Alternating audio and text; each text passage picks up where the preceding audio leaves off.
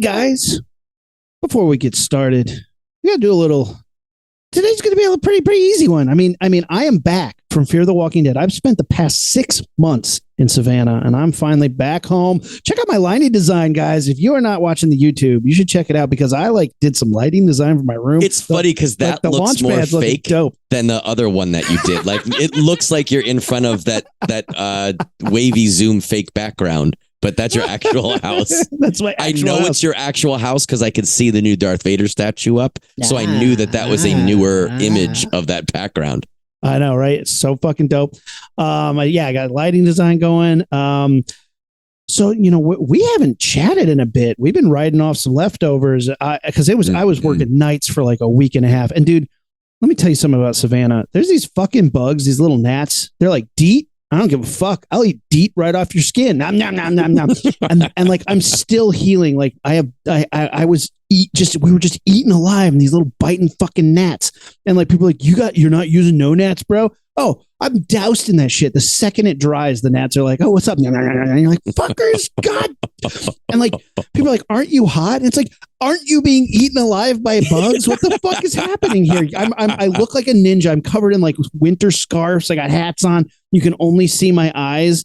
And people are like, what's wrong with you, man? Aren't you being eaten? Yeah, it just doesn't bother me. Okay. You look like the Swedish guys at the beginning of The Thing. With the little like slit goggles, the Captain Cold slit goggles. I need a pair of those. Just for we a all do. That's exactly right. What are those even called? I would call them either Captain Cold goggles or Mole Man goggles. I call them Mole Man goggles from Fantastic Fan. The mole people, yeah, they all had those goggles. Anyway, follow us on social media, Facebook, Instagram, and Twitter at Launchpad Pod, on our website, launchpadpod.com. And like we said, YouTube. But hey, without further ado, let's get on with the show. Ignition sequence start. 6, 5, 4, 3, 2, 1, 0. All engine running. Liftoff. We have a liftoff.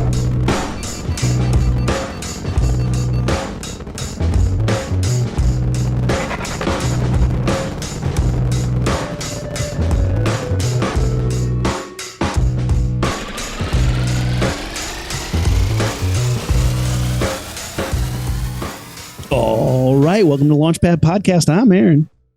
I'm Matt. We're going to switch it up today, and we're not going to talk about shitty movies. We're not going to talk about comic books or lightsabers. We're going to talk about our favorite brands of bug repellent. I know that's going to be a little different for you guys, but there's like one listener right now that's like, you are? Yes! Getting out like a pad and pen. He's got like all the cans of like Off in the background and Bullfrog. I thought we could also talk about like educational politics, teacher strikes and all that. I think that would be fun. Rumi, you're going through some strife right now, some strife. Yeah, I got a strike this week for work stuff nonsense. It's just after the pandemic, I think a lot more people know how hard it is to teach and what they have to go through just by having the kids home and seeing them having to teach over computer. And that was like extra hard. But like, teachers do so much. They don't get paid enough for it. At least our district is not really the best district as far as like helping and setting shit up. And they're like, no, we need to sit on billions of dollars and you guys figure it out. And you're like, why would that be the case? Yeah. And they're like, well, who knows what will happen tomorrow? Like, you're not going to have any teachers tomorrow because no one's getting paid and we're dying. But so there's that. Yeah, union strong, bros. There's a lot of strikes happening in the near future. I mean, we got some TV strikes coming up in May and June. 3 different unions are planning negotiations. Is one of those a writer strike? Yes, which could lead to strikes. I survived the writer strike of 2008. I sound like an old crazy person when I start talking about it. I'm saying like, you haven't been saving for a strike, Sonny? I remember I had to sell my car. I had to eat my dog. And people are like, you didn't eat your dog. I'm like, I know, I didn't have a dog yet. But I sold my dog, but I ate my car. Oh my God, I sold my car for a computer. That's how I learned VFX. And that's where I am. Anyway, we'll be really short about this. Look, during the pandemic, everybody's like, there's no money and you're so essential. So everybody worked really hard. And then a bunch of companies made a fuck ton of money and then are still like, we got no money, guys. And it's like, bullshit, pay up, pay the fuck up. So Union strong, guys. Stand strong. People who work hard deserve money and deserve to get paid. It's not about being a whiny butthole about it. We're all working hard and we deserve to get a piece of that pie. So, and there's a lot of stuff like, granted, I'm on one side of the issue, but like there's a lot of stuff that people don't know because they haven't looked into it and they only see what's on the news. And usually what's on the news, at least for us, is what the superintendent is saying. And the superintendent is on the opposite side of my union. So granted, he's not like, listen, we have this problem where they say this and I say this and we're trying to meet in the middle. He's like, I'm sitting here waiting for them to negotiate. You're like, yeah, bitch, but you're not actually negotiating. You're throwing down stupid things that have nothing to do with what we're talking about and are way lower. So like, you know, I'm not saying listen to one side or another, but like look and see what the issues are and look and see what the facts are and then make a decision on that. Cause as a teacher, I want you to side with teachers for the teacher strike. Right. But like, and also there's support strikes. But anyway, we're not going to get political. Yeah. Well, no, but it's true on both sides. Disney's like, guys, we lost like a fuck ton of money last year. It's like, yeah, you shouldn't be buying billion-dollar companies and gigantic mergers. And also you made $19 billion. Yeah, that's also, it's like, yeah, if you're worth X and you made X2, but you normally should make X3, I'm sorry. Yeah. I don't really feel that bad for you. Don't feel bad for millionaires. Eat the rich. Anyway, hey, comic books, Spider-Man's dong. Back on track. Well, what are you thinking for today? What are you up for? What do you want to do? Dude, I want to talk about some movies. When I was in Savannah, I didn't get to watch shit. I watched like 4 movies and it's like, and like the Oscars just happened. And one of the films that I watched won everything. And Emersonians, bro, fucking the Daniels, sweeping the Oscars with Everything Everywhere All at Once. You seen this one yet? I have not seen it yet. I've almost seen it twice, but have not yet. It's absurdist. Like, yeah. Nobody should think that they're going into a normal movie here. This thing's absolutely bonkers and ridiculous. I love this movie. Like I saw it in a great theatrical experience. I realize when I say that, it means nobody's there. Like everybody's like, I had the best theater experience. It was packed and everybody was happy and having a good time. I'm like, that sounds miserable. To me, the best theater experience, I was like, I went on a Tuesday afternoon. Nobody was there. Yeah. And I saw this movie and I was just like, oh, pure cinema joy. It's ridiculous. And that's what I love about it. It's like they pulled off like, hey, there's multiple universes. I'm like, I know. Spider-Man told me all about that. And they're like, some universes you can have hot dog fingers. I'm like, intriguing and delicious. And then they're like, just ridiculous concepts over and over again. I was just like, I'm here for it. And it also then like ties in a very human story about generational trauma and like fucking hating your parents and stuff. I was like, this movie's beautiful. Thanks. I love it. And I'm glad. Does it live up to the hype? Or do you think some of this is just hype to be hype?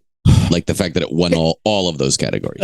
That's the funky, weird part is you're kind of like, look, here's a silly movie with a lot of dick and butt jokes in it. And I'm in. It won Best Picture. It was the best movie I saw. I saw 4 movies. Sure. Yeah. Okay. I here's a caveat of quote unquote good movies. I come home and my wife and I will pop in a 70s kung fu movie that's like just super shitty but hilarious and fun to us. I'll watch an 80s horror film like Chopping Mall or some bullshit and laugh at it. I've watched tons of those movies. But like of Oscar contenders, I saw Everything Everywhere All at Once, All Quiet on the Western Front, and or. I thought you meant the pirate movie. Arr, arr, arr. Oh, I thought just the or.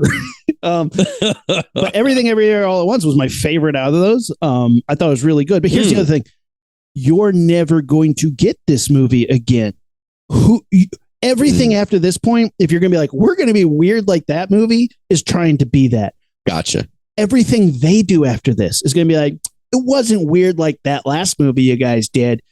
And they're like, they are in a very precarious position. I feel bad for the Daniels because they've done they did Swiss Army Man, which was fucking weird and crazy, but like that stays as like an indie sleeper. You're like the movie where Daniel Radcliffe is a boner popping farting corpse. And you're like, yeah, fucking awesome movie. Really human, but like absurd.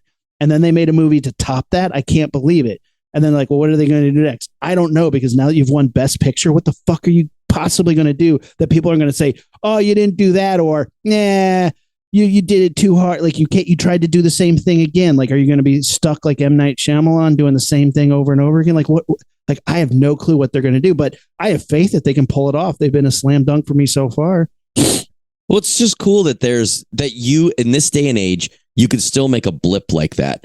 Because I feel like every story has been told before, every movie, every song, every, video, everything has been made once already. Right. Yep. It is one way of thinking. I don't necessarily agree with that, but it's also like what hasn't been done before, and you think that when you see something like this, that you're saying now there will be a whole generation of movies that will be compared either accurately or inaccurately to this one. How great, though, that still exists, that right. You can still make a movie that's different from everything that came before it, to the point where that is a plateau in the graph. That is a point in the movie graph that you could be like, that's where that movie was. And anything that came after that was somehow influenced by that, Well, and think about this. That movie also kind of won. Look what it was stacked up against. Big franchises, Marvel movies, a remake of a war movie that already won a long time ago, sequels to movies from 20 years ago that was popular, Avatar. Like, it's blockbuster city. And here's this little indie movie. And that's what Hollywood is like. We want indie movies to survive. So, of course, the weird little indie one. Of course it did.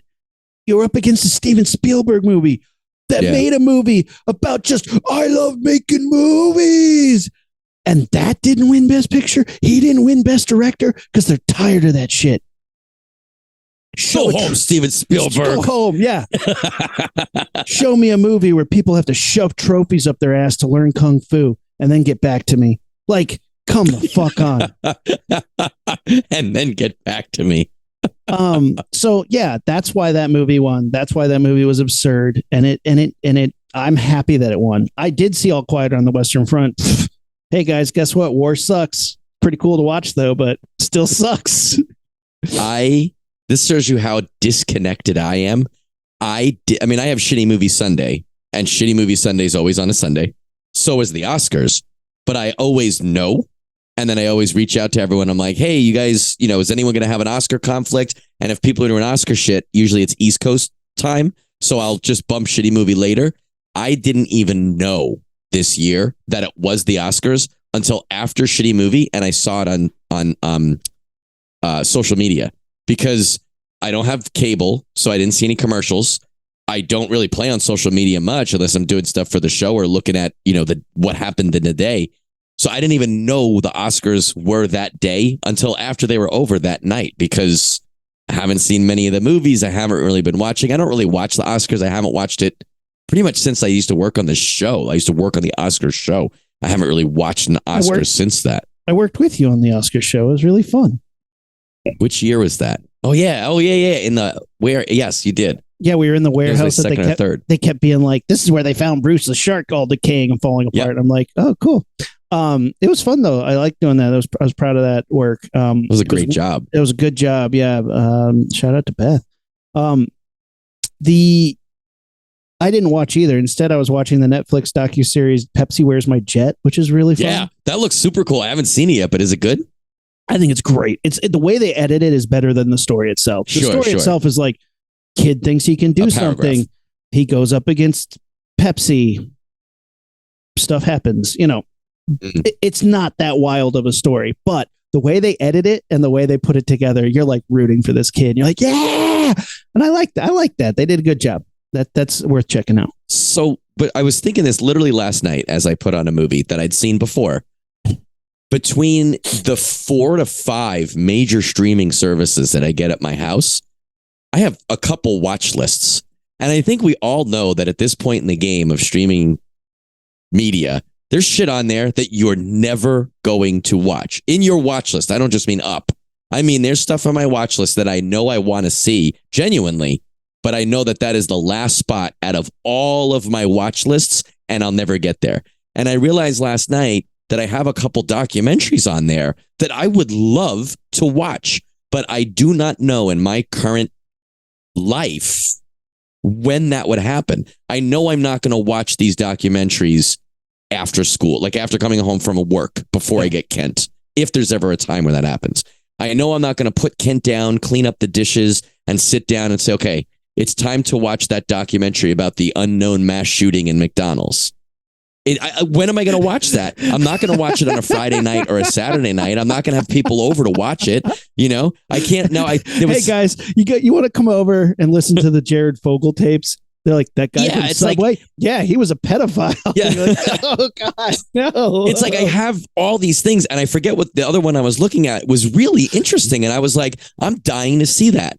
But logistically, rationally, truth be told, when am I going to watch that? I don't know. And I realized last night it's documentaries, I think, are taking the hardest hit of that type of thing on my watch list. That and historical shit. Like, I want to watch some more shit about samurais, some more shit about World War II. I don't know when I'm going to have time to do that. It's on my watch list. I know. It's just piling up. Hey, remember that podcast we were on called Clearing the Queue? I do.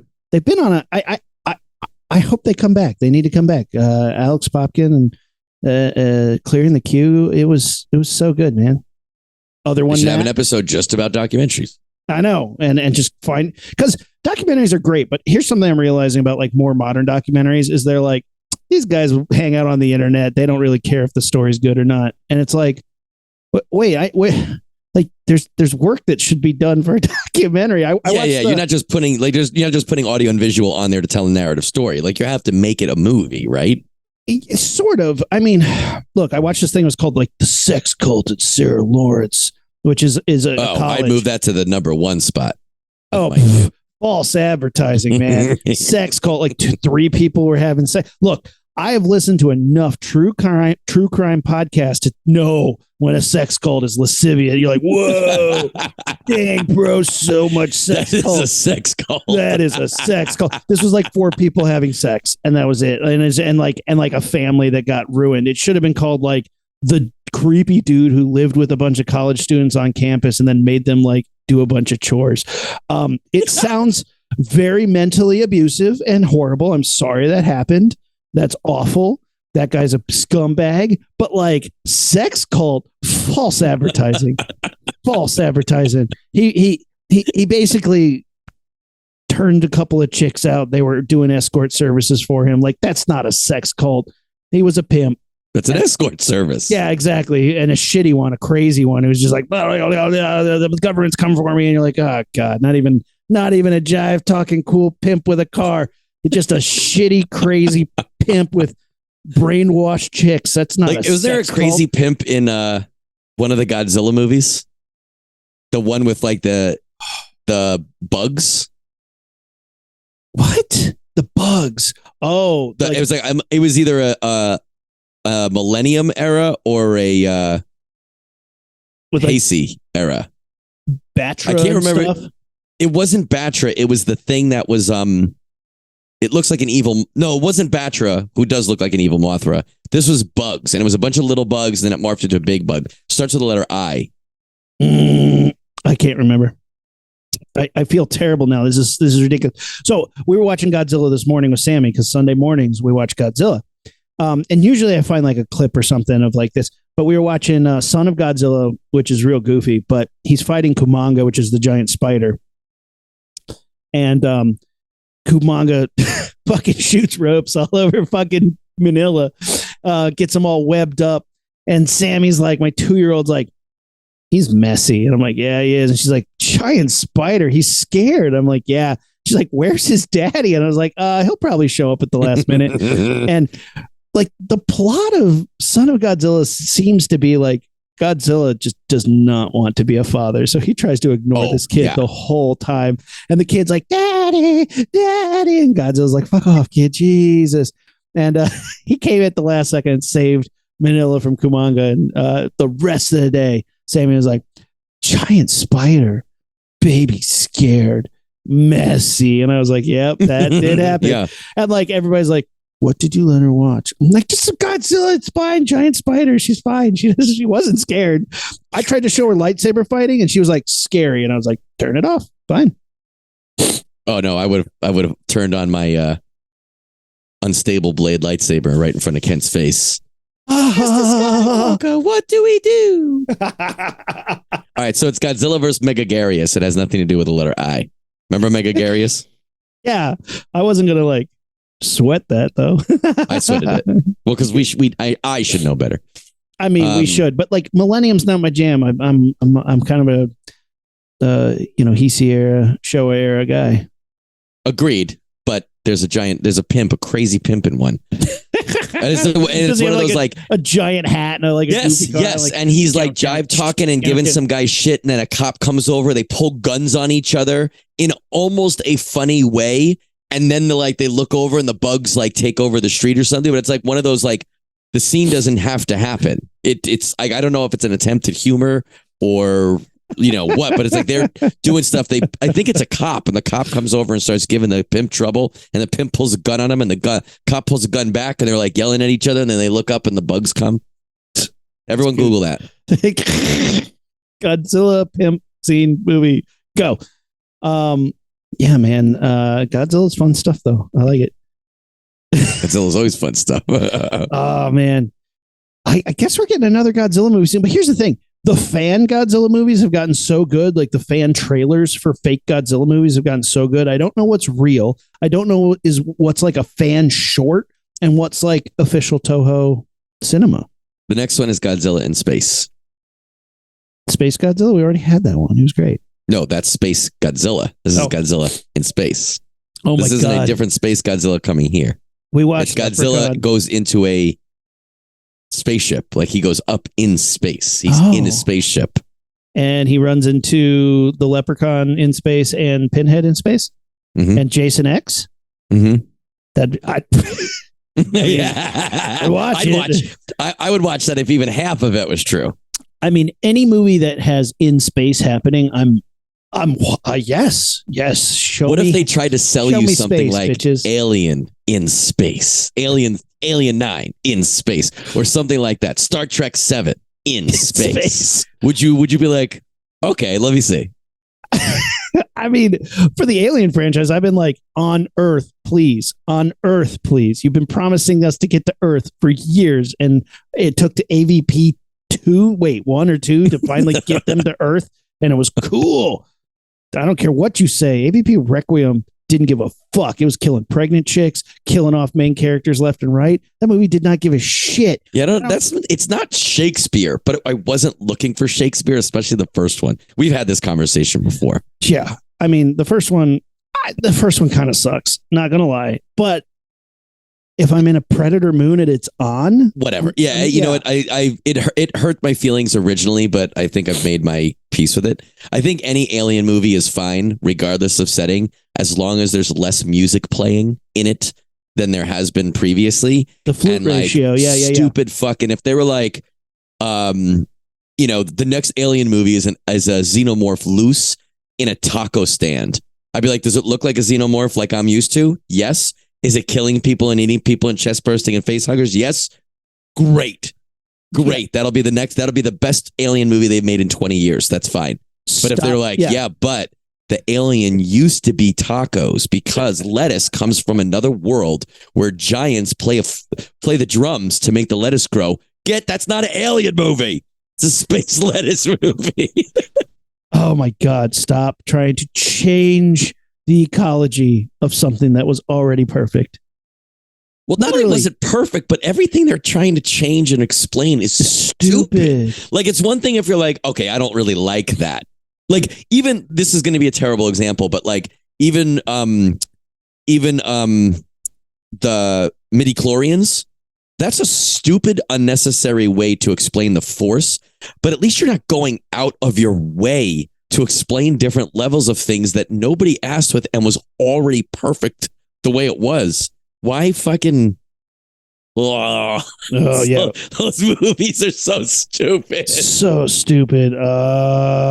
Anyway. Yeah. I did All Quiet on the Western Front. Let's talk about that real quick. Okay. So I watched this thing. It's long as shit. And anytime a book is based off of a billion times remade movie, it's a book, and you have this thing where you're like, it was really good, really well made, really emotional. the battle scenes were like, holy shit, World War I is gnarly. The problem is the book has these moments where like war is either high amounts of intense combat or sitting around bored off your ass. But anytime you have to show that, you're like, yeah, I'm bored too now. Thanks, movie. And they're like, yeah, but it's in the book, so we can't not talk about it. And that's the reality of war, so we can't not show that. It's like, I get it. I do understand. But can we get back to all that like slaughter that you had like 10 minutes ago and like the tanks rolling over dudes and like fucking bayonets? Because that's what I'm here for. Sorry. That's my idea of war is hell, not literally just sitting here waiting. Yeah, I mean, I get that there's a purpose. It's like war's bad. It's like, yeah, no, that's what I came away with. But I also came away with war's boring. And that's, That's what I came away with. Look, I know. You're supposed to take it as a whole thing. And, but like, look, we all saw Jarhead and nobody wants to watch that again because that was boring. And it was like, war's boring and intensely like fucks with your mind because it's so boring. You're either bored or you're like, oh my God, is somebody going to jump out and kill me? Nope. Back to boredom. Oh shit. This movie at least like paid off on the battle side of it. Like a lot of those Vietnam vets are coming home and being like, man, that war was so boring. I don't even want to talk about it.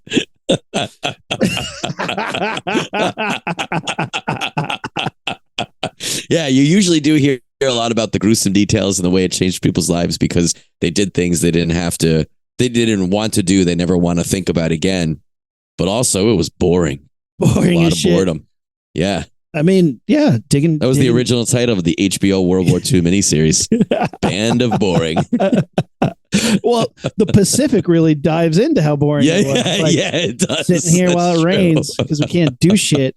You're like, hey, remember that last miniseries you did that had all the battles and it's like Saving Private Ryan, the TV show? Yeah, this isn't doing that for me. The soldiers in the Pacific were like, man, there's a lot of fighting going on in Europe. And everyone in the Pacific is just holding umbrellas. They're like, wow, that actually sounds kind of exciting. I don't know who has a harder war. Well, I mean, to be fair, they're dying of like diseases and their like skins rotting off from how the what amount a boring of way to go. Think of the letters that the government had to send home, right?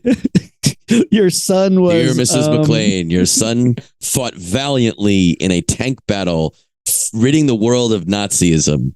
You should celebrate his sacrifice. Dear Mrs. Corrigan, your son wasted away in a ditch because it was raining. I think that's a funny joke and I stand by it, but I'm not truly trying to belittle anyone's sacrifices.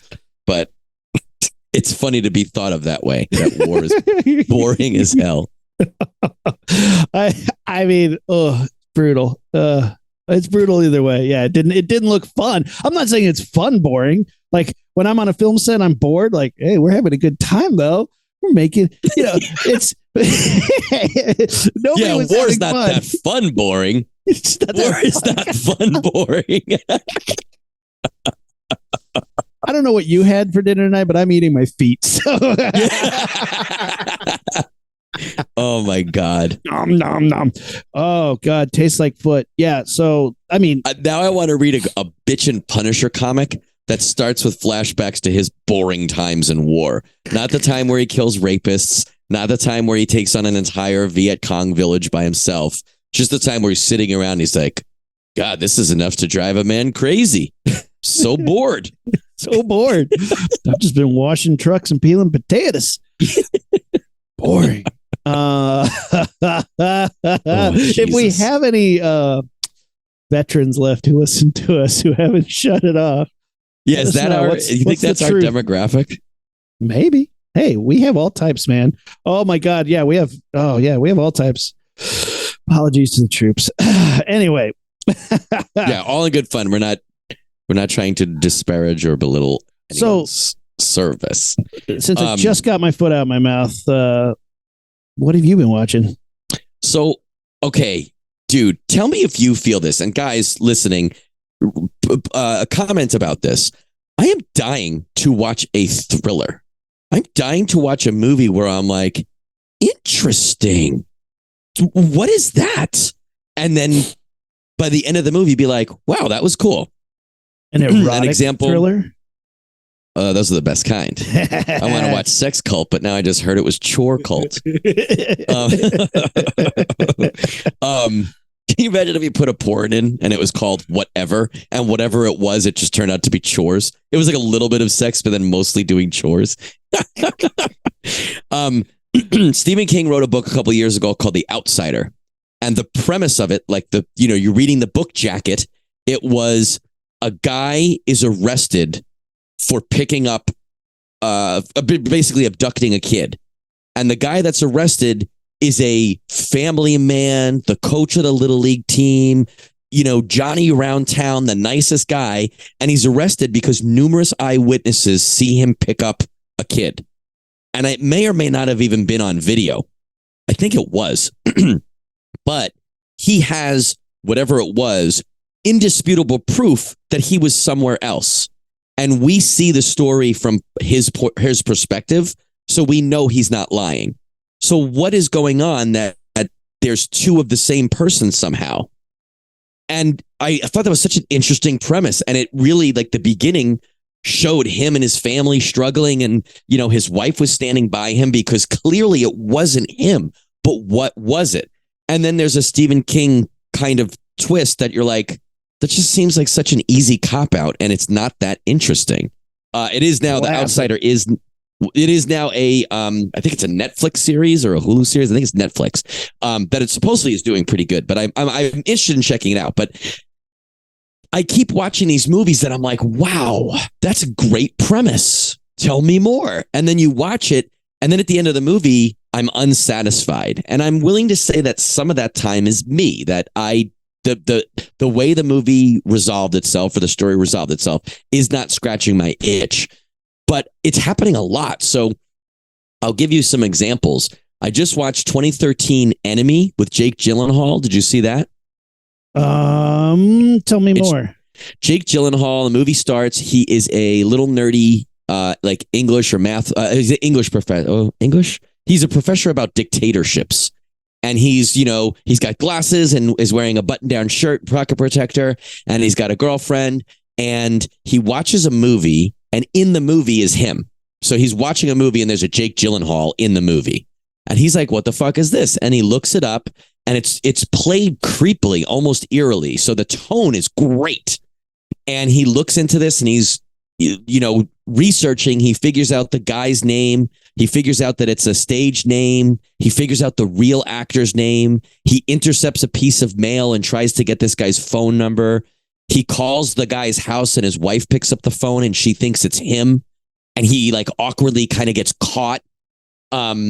He eventually reaches out to, and we see the guy a couple times, and it's two different. I mean, it's Jake Gyllenhaal in both roles, but the actor is kind of like, he's a married guy. He's a little bit pompous. He's very full of himself and self-focused. So and Gyllenhaal plays him different characters. I love Jake Gyllenhaal. I'll pretty much watch anything he's in. So it says this whole thing where it's like they're kind of figuring each other out. They call each other. They meet each other. Then the actor version tries to take advantage of him because he sees his girlfriend is like pretty hot. And he says, listen, you called my wife, and now I'm suspecting you of fucking my wife. So I'm going to go have a night of fun with your girlfriend, and then I'll bring her back the next day and never say anything again. And the meek teacher guy is so meek, he can't fight back. So he just lets that happen, but then goes to the wife of the other, more brutal Jake Gyllenhaal. And they have a loving night where she has met him before, so she knows that he's not her husband, but she sleeps with him anyway. And the other two, the spouses, get in a car accident on the way home, so they're gone, and he just essentially, so the meek one essentially takes the actor's life over, and she's fine with it. Now, here's the thing. You want there to be a payoff. There's a moment where they talk to their mom, who I think is Isabella Rossellini, and she is being weird and vague and mysterious. So you want there to be a payoff, but there is no real payoff. The movie, now here's where it gets crazy. It's called The Enemy. It's called Enemy. It's based on a book called The Double, which is about a very similar situation. The movie opens in a very yellow, I don't want to say sex club, but like almost eyes wide shut, a bunch of guys in suits watching these women walk around topless. They're not really doing anything, but like a weird sex club like that. One woman walks out, puts a box on the floor, and a big tarantula with a big fat ass, like a Halloween decoration, starts walking around. And this girl walks up with a high-heeled shoe and steps on it. Oh. And then you see Jake Gyllenhaal in a suit with his hands there, kind of like intensely thinking / watching this. And then it cuts to like regular, the rest of the movie that I just said. That's like the title sequence or right after the title sequence. So once you start watching the movie, you're like, well, wait, what did that have to do with anything? And which Jake Gyllenhaal was that? Which character? Later in the movie, there is a shot of a woman, a fully naked woman, walking upside down towards camera. And as she comes into focus, she has a giant spider head. Like it looks like it's an actual mask / prosthetic that they made. And she's walking on the ceiling. And as she gets to camera turns with her. And as it turns with her, the Jake Gyllenhaal is behind you. I think it's the teacher, Jake Gyllenhaal, but he's on the floor. So she kind of passes him on the ceiling. So it's almost like he was looking over the shoulder of camera until camera turns around. It's shot the same way as the first sequence. So it's this weird dream sequence. Later, there's an exterior of the city that they're in. I forget what city it's in. It's not relevant to the plot per se. There's a shot of the city and there is a gigantic, bigger than Godzilla spider, kind of almost like floating with dangling legs is how it looks. Just like floating, walking through the city. And it never it's not part of the plot. It's a metaphor or a dream or a something. Then at the end of the movie, the actor has now taken this guy's wife or girlfriend for like a night away, and she thinks that he's getting his shit together because they've had trouble through the movie. But when they start having sex, she realizes she sees his wedding ring mark. So she realizes that it's not him. And she's like, take me home. And they start driving home and they get into a fight and the car crashes.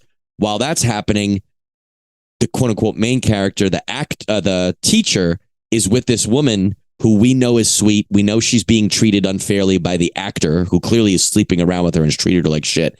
She bumps into the teacher earlier, so she knows that is not her husband.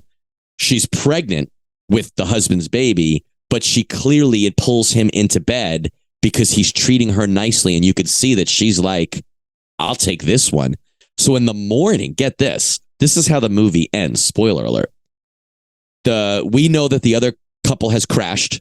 We hear a news report saying that, it's a big crash. So we're assuming they're gone. The girl's in the shower and she goes, oh, your mother called. And he goes, oh, I'll have to call her back today. But then you're like, do you have the same mother, or are you just going to take over the actor's life and become blah, blah, blah?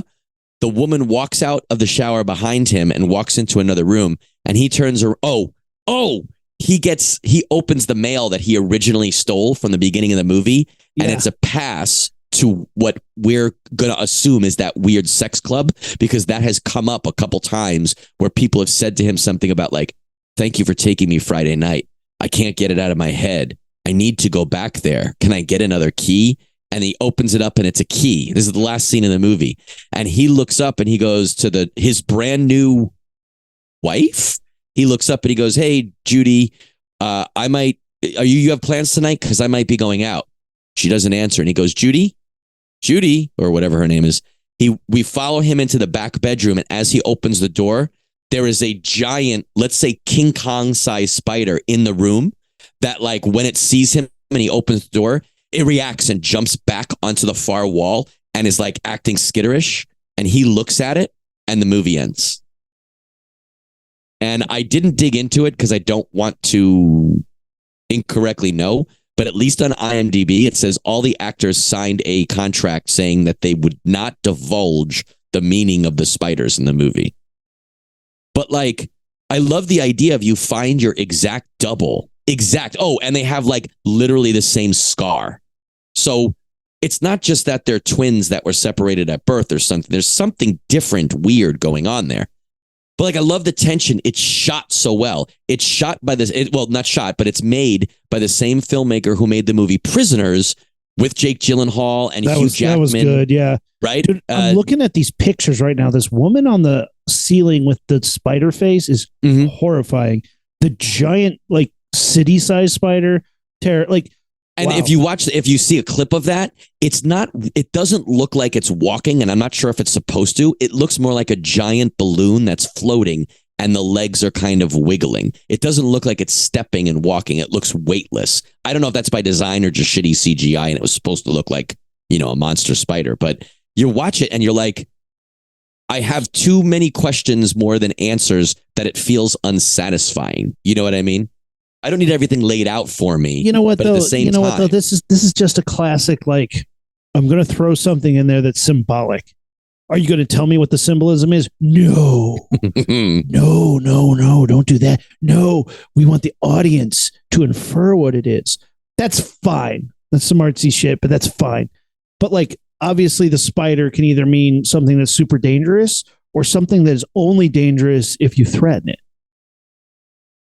Or I heard that it had something to do with the fact that most spiders, the female is the more dangerous of the species, the more aggressive of the species. So it's a comment on his meekness and how he keeps being, almost cuckolded by his own life and his own relationship. I don't know. But like, spider thing aside, I don't docket points for spider. I docket points for, you told me this great, weird mystery. Not resolving anything. And then just ended it. Yeah. And it was, I loved everyone's performance. I loved the way it was shot. I loved the tone. I loved the sound.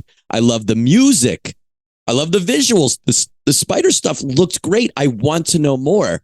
Cut to credits. And you're like, do I feel like I wasted? Like, I told Amanda that and she was like, well, why do you keep watching stuff like that? I was like, but first of all, I didn't know it wasn't going to resolve, but like it felt so good when you watched it, Well, that's the other thing is like, look, at least solve the main plot.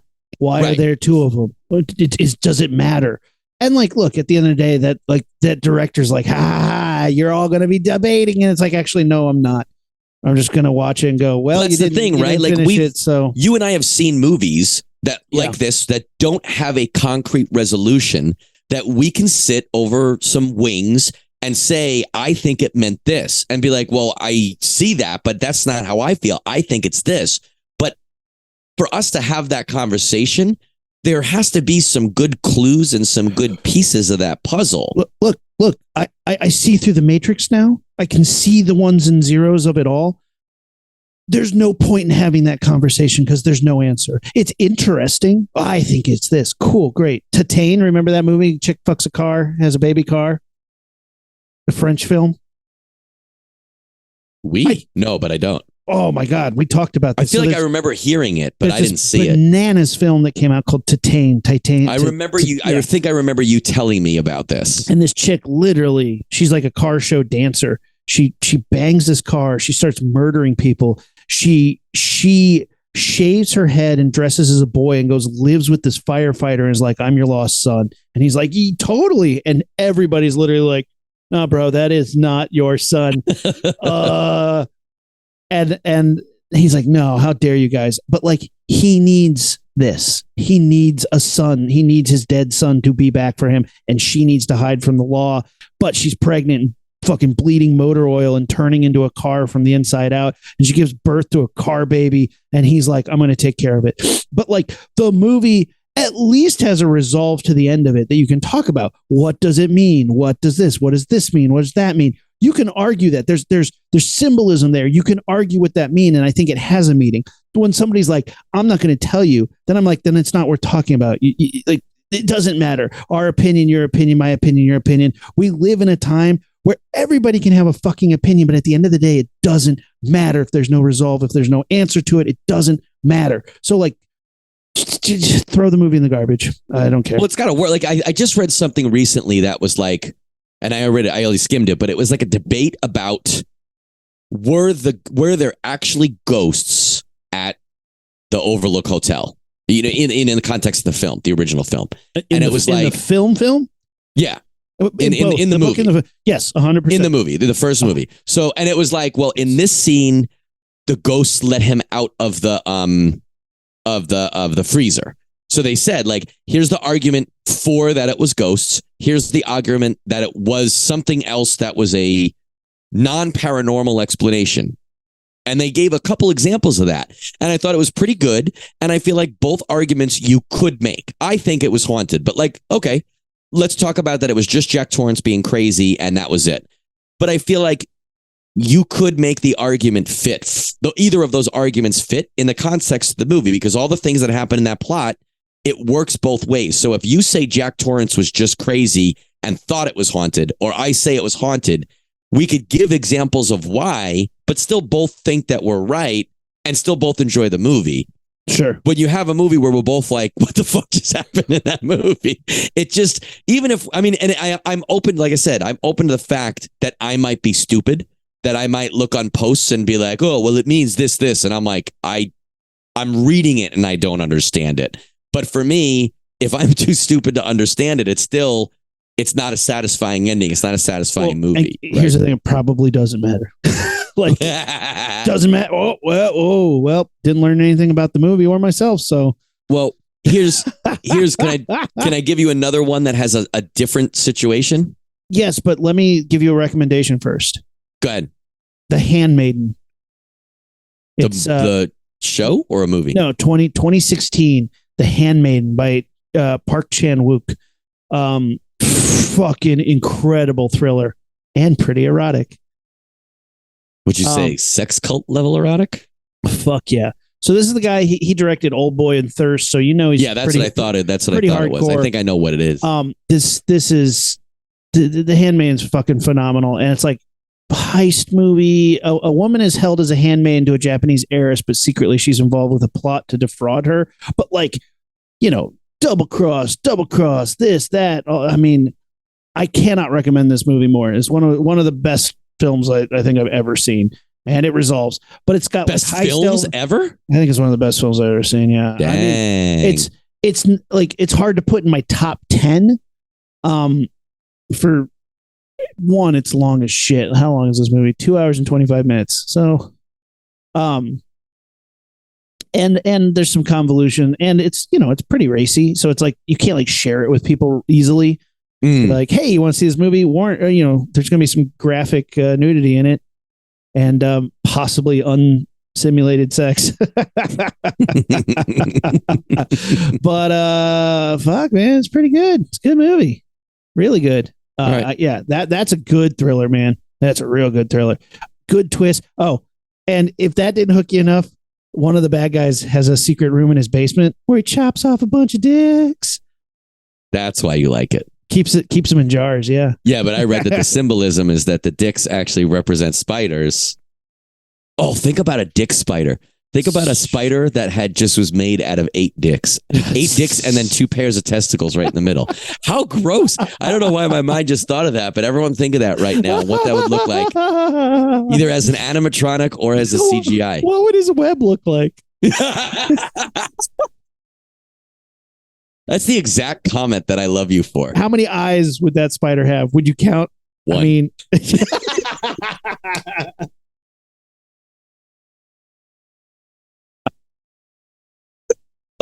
we're terrible. I like that we just like had a really in-depth conversation about symbolism in independent movies and rounded it off with Dick Spider. Hey, that's the Launchpad podcast in a pizza right there. There's like 3 or 4 bug spray enthusiasts who are like, you know what, unsubscribe. No, he's typing right now. I think I have the exact kind of bug spray you would need for a dick spider. Yeah, it's the kind of DEET that melts your face off. Oh, quick story about bug spray since we're here. Oh, now all those people are like, all right, I'll give it 2 more minutes. So we had this PA on set. I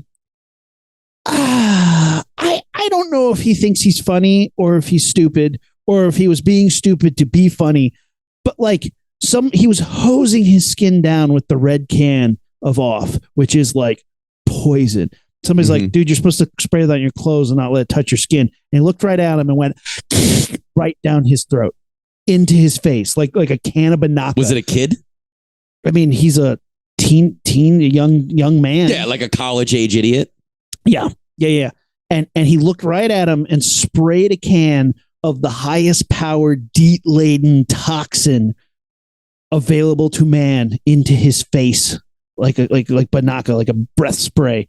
And he started vomiting a little bit later that night, and his face turned red and his eyes were swollen shut. And he's like, no, I'm fine. And anybody was like, what the fuck?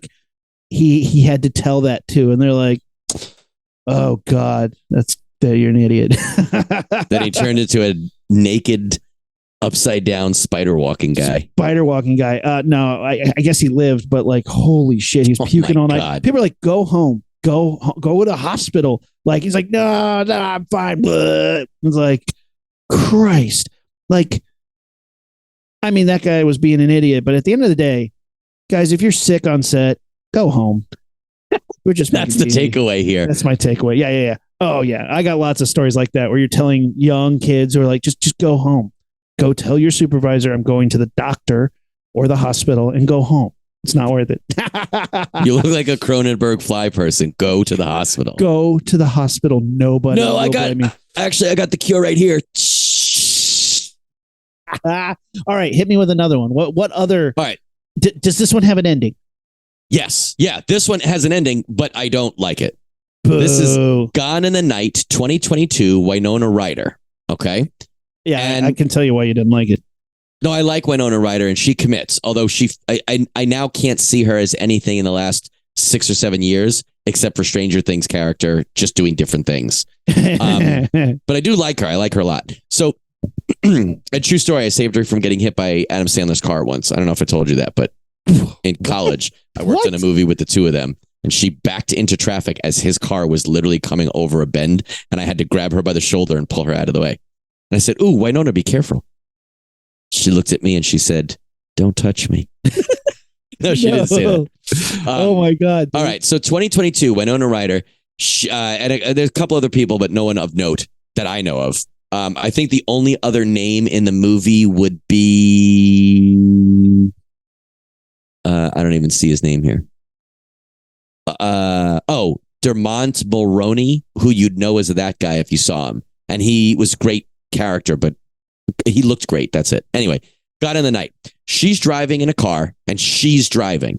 There is a much younger guy sitting next to her, and they're a couple. And you are very quickly shown that he is a douchey millennial and she's an older woman dating him, rolling her eyes at all his douchey millennial stuff, but still in it to do it. You know, his hat falls out the window and he makes her stop because it's a limited edition, blah, blah, blah.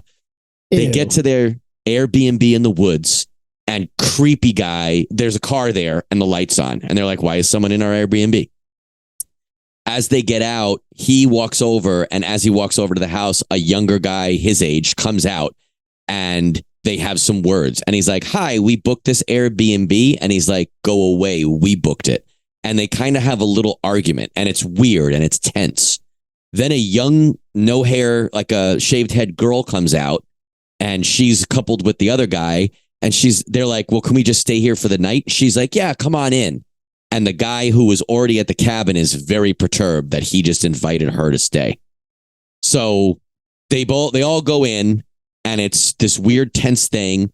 The douchey guy immediately is acting like a douche, touching everything, even though apparently this other couple has already reserved it. Winona Ryder is clearly a little embarrassed by him. They all start to play a board game, and the board game is like essentially truth or dare or never have I ever. Like it's like a sexually, emotionally charged game for couples. And, they're revealing things. And the young girl at the cabin gets dared essentially to suck off the douchey guy's elbow because it's an erogenous zone, and everyone is uncomfortable by that. Winona Ryder goes to bed. She wakes up the next day, and everyone is gone. She's like, what the fuck? Everybody? She runs. What? She's alone. Correct. She's calling everyone. She's looking around, can't find anybody. She goes out in the backyard and she starts calling and running around, and she sees the guy who was already there. And the guy who was already there is sitting in a clearing crying. And she's like, what the fuck? He's like, my girlfriend and your boyfriend, I just caught them either kissing or fucking or whatever in the woods. And they're looking around, but they can't find him. So she leaves him crying at the house and she leaves. She's like, fuck this. And she leaves.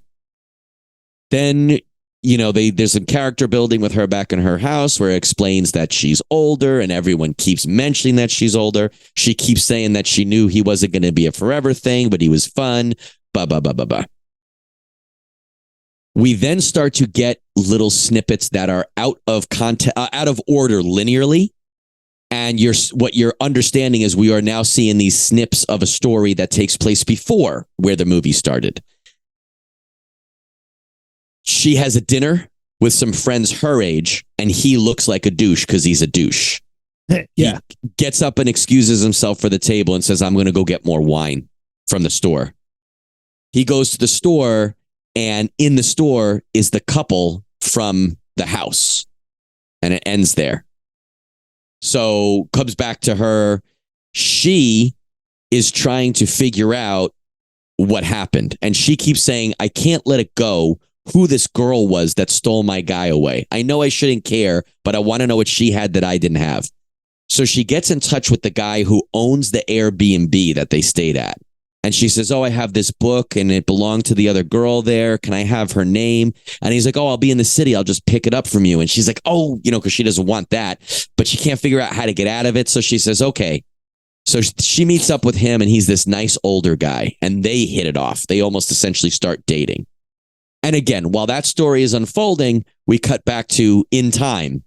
He meets this couple at the store. He starts being, a douchey guy with them, but because they're young, they're being douchey back. They hit it off. They go have a drink somewhere.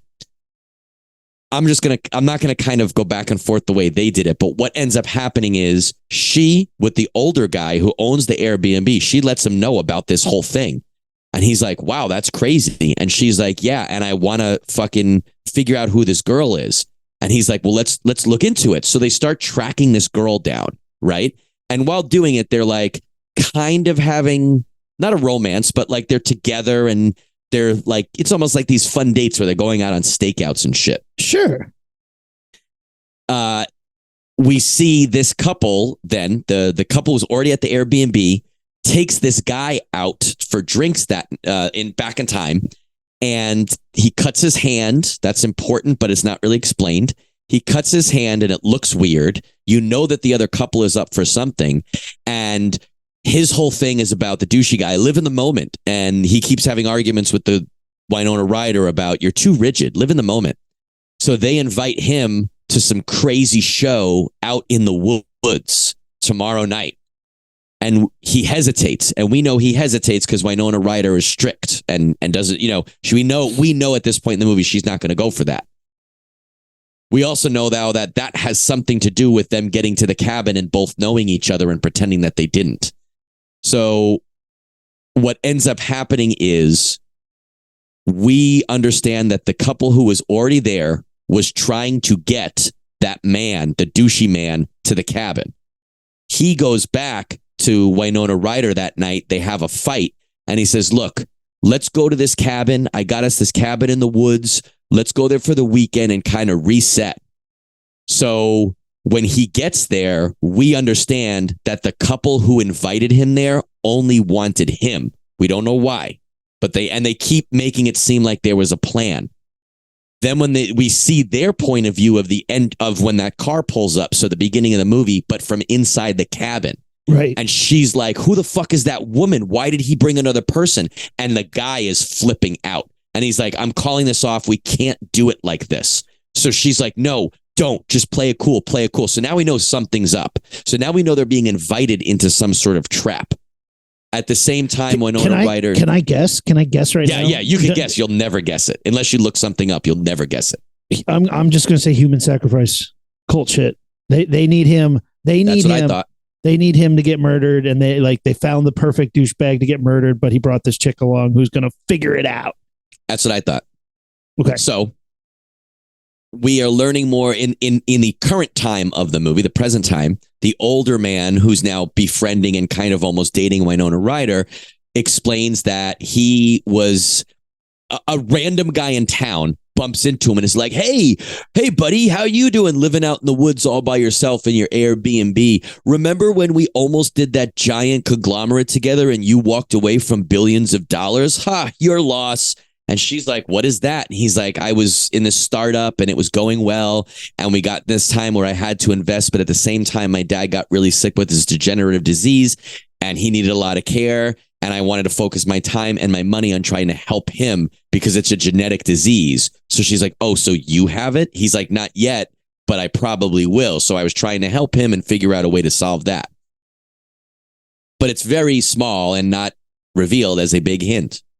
What ends up happening is Winona Ryder and him end up trying to find the girl. She bumps into the girl and the girl, like a club, basically is like, I'm so sorry. We ran away together. I'm in love with him. Bye. And she leaves. Winona Ryder is like, fuck that. Winona Ryder ends up going back to the guy's house and he didn't know she was coming. Old boyfriend? The older guy. Airbnb but still, owner. he doesn't really like seem that upset about it. He invites her in and she's looking around and she finds a picture of that guy and the younger guy who is already at the B&B. Oh. We know that they have something to do with each other. Lo and behold, what ends up being revealed throughout a series of things is those two people are hiding in the woods. He comes out and is like, guys, Winona Ryder was here. And they're like, why the fuck is she here? We can't do this if this is the case. Blah, blah, blah, blah, blah. They're like, she's still here? They find Winona Ryder has now put together too many of the pieces. She ends up finding a freight car thing, like a giant box crate in the back. Yeah. With her douchey boyfriend hooked up to all these medical computers in a hospital bed. The story the old boyfriend told about the degenerative disease was kind of half true. He is trying to use the boyfriend's blood because he's a match. They just declare he was a match. So they're essentially using him as a matrix pod to try to like do these experiments to solve the old man's dying and he doesn't want the son to die. So the son is in on it. The dad is in on it. And the son's girlfriend inexplicitly is not only in on it, but she's like evil about it. Like she's the character who, when it's revealed that all this is nefarious, she's like, we took your boyfriend. Like, why would you A, be into all this, and B, why would you like be so excited to be doing it? So there's this standoff in this boxcar where essentially Winona Ryder ends up saying to the guy, okay, I'll help you do this, but you don't. Essentially, I forget what she says, something like, who do you trust more, me or that crazy young girl who seems too into this?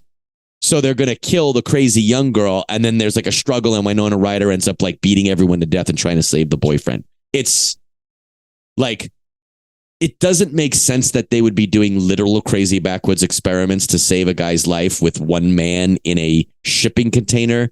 And what blows it for me is this young girl who's like super into it for no reason. Like she's just once everything is on the table, she's being a bitch to the boyfriend. She's being a bitch to the boyfriend's dad, who essentially would be like her father-in-law. And she's being a bitch to Winona Ryder. And none of it is necessary and none of it makes any sense, you know? Also, I don't think backwoods experiments would be very sanitary. Also, are any of these people qualified to fucking cure like he this did blood something disease? with medical something, but like you're literally inventing a cure for a very rare disease in a shipping container in the back of your backwoods Airbnb with a guy who you pricked his hand at I think, and it's not explained, I think we're supposed to think that they somehow got him to prick his hand at the bar and she pulls the young girl pulls the glass out of his hand. How did you set that up? And then how did you somehow sterilely, scientifically, medically get that blood back to the dad to test to see if he was quote unquote a match? And then Winona Ryder like takes them on to to knock them all down and beat them with a IV stand or something. It was like, at that point, I was like, guys, I can't suspend a disbelief that much anymore. So we've talked about this, Pat, in the past about thrillers being like, this cousin to horror, just without something supernatural happening. Mm-hmm.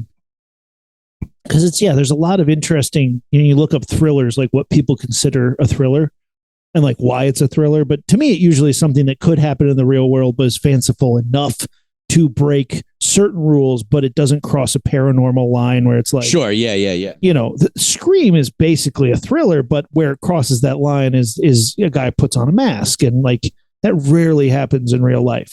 People aren't costume killers in most cases. So like Scream is riding that line harder, but it dips into horror. It dips into horror where it needs to, and it knows it's doing it too. We've always talked about Hannibal Lecter. Silence of the Lambs is in my mind a thriller for the most part, but it's pretty fucking horrific. Interesting though. Yeah, thrillers are good, man. I don't watch. I just want, I love the idea of like you go to an Airbnb, and the thing I read didn't even say an Airbnb and someone else was already there. I saw that movie. It was called Barbarians. We've seen that movie a bunch of times. I probably wouldn't have watched it if it said that, but it just said "gone in the night," and it's like, okay, this girl's boyfriend just disappears, and like, okay, why does that happen? But I hate it. I hate it when it's not like that. Was not a satisfying. I mean, at least it ended. All the loose ends got tied. It was just. Some of them were extreme jumps. Jessica Biel was in a show, I think it was called The Sinner, and it starts with her at the beach with her family, and she just brutally stabs a young man to death, like right in front of her entire family. And she doesn't know why she did it. And Bill Pullman is the police, and he investigates it. And it started off so awesome. And she was like, I don't know why I did that. I could tell you all the things that happened. I remember doing it. Something set me off, but the whole thing, and in the movie and in the description, it's like she kills a man she never saw before. She kills a random man. She has multiple interviews where she says, I've never seen that guy before in my life. It turns out she did fucking see him, and she had a lot of reason to kill him. So I feel like you can't bill it as this is a mystery. Like, you can't tell me, you can't say she doesn't know him. If she knows him, you fucking lied. Yeah. As a movie, you lied, I think a lot of times thrillers, though, need something super like da-da, dun, dun, dun, right. to like make their plots work, because they push and push and push and confuse you on purpose so they can pull the rug out from you later. But like, it's like, you know what I'm saying? It's like you get to a point where you've painted yourself into a corner, and there a lot of movies are just gonna be like, ta-da, I'm gonna pull the rug out. And you're like, wait, no, that's not a rug. That's not like, remember the movie High Tension? This is a horror movie, or I guess you could say it might be a thriller, but this woman's killing all these people. This woman is being chased by a killer. He's killing this family that she's staying with, killing all these people, super violent, super bloody. And then at the end of the movie, they're like, turns out it was her. And you're like, wait, there was an entire scene where she was wrestling with this guy as he was trying to cut her up with a cement blade. Mm-hmm. What was going on then? Right. There's entire scenes where she and her friend are fighting, like doing stuff where you're like, you think about it for 2 seconds, you're like, that's impossible. Right. That doesn't make sense. That doesn't make any sense.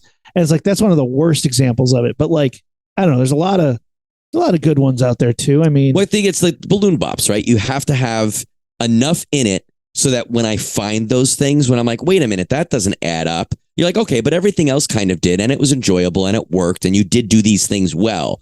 But if you don't, if you don't sell me on X, Y, and Z, A, B, and C is going to sink you, Absolutely. I mean, how about Blood Simple? That's a great one. Good thriller. Is it Coen Brothers? Yeah, Coen Brothers. It's a good one. I watched that in the last year or two, but I broke it up over like 3 nights, and I know I should not have done that. So I need to rewatch it. Yeah, man, there's so many. Yeah, thrillers are good, man. We should get into a few of those. Well, before we go, I want to talk about the last movie that I watched. Another like 3.5 hour long epic movie. Oscar winner, though. Won an Oscar. And I mentioned it at the beginning, or. We watched RRR, the Indian film that swept America. I love this movie so much. And this is probably the greatest example of epic. I want to do a whole episode about this. Can we? You want to do a whole episode? A whole hour and a half, 3 hours? Okay, as long as we don't make it as long as this movie was. I was going to say, well, we have to do a thing like in the middle where like your red hand and my blue hand grab each other. And then, yeah. No, this movie, I want to rewatch it because I fucking loved it. I want to rewatch it and really get down on it because it's like, I loved it so hard. I haven't been this jazzed over a movie. And Rumi, tell me if this is not the Rumi high five movie of all time. If it wasn't 3.5 hours, 100%. Okay, I'm very excited to go into now. The fact that we don't seem to be 100% on the same page makes me excited. I really liked it. I really liked it. I definitely enjoyed myself. I don't have 3 hours in me. I just don't. Okay. Okay. I don't. All right. Let's talk. We don't have to do the 3 hour episode.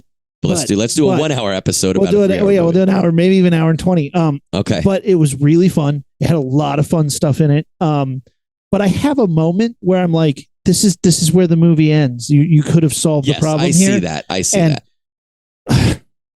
We'll get into it. Well, let's do it. We'll do an RRR episode. We'll sing and dance. There's going to be dance numbers in the middle of it. Dance is fucking great, man. Then you'll nacho.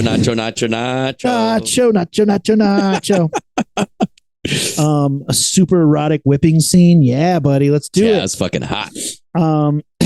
Yeah, I have a lot of things to bring up about it, but I was very impressed with the scope of this film. It's freaking great. I love it. Well, we'll save that. Okay, cool. That's all I got, I guess. Oh yeah, I watched M3gan.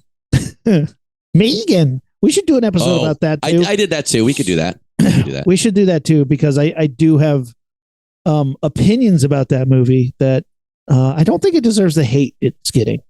Interesting. I don't even know if it got hate. So let's okay. Oh, so now we have our next 2 episodes in, Doc. People seem to be super pissed about Megan, and I'm like, it's a killer doll movie. Who cares? It's probably like a Mattel conspiracy, right? Yeah. People are like, I don't like the dancing doll. My dancing dolls don't dance. I want Chucky. It's like, yeah, Chucky's great, but you get a killer doll movie. How often do you get a theatrical killer doll movie? Come on, fair, right? Come on, and all right. Anyway,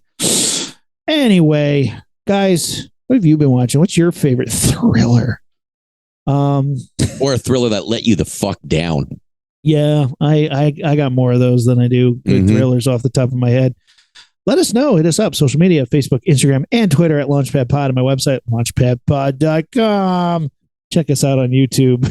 I don't know why I turned into like a New Jersey guy. Hey, come on over here. We're going to eat some sandwiches.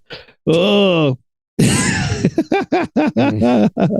Well, yeah, hit us up. Let us know. Rumi, let's blast this thing off. Oh, that was a good one. Until next time, we're the Rocketeers. We're out. Hey. I don't know why that happened. Ignition sequence start. 6, 5, 4, 3, 2, 1, 0. All engine running. Liftoff. We have a liftoff.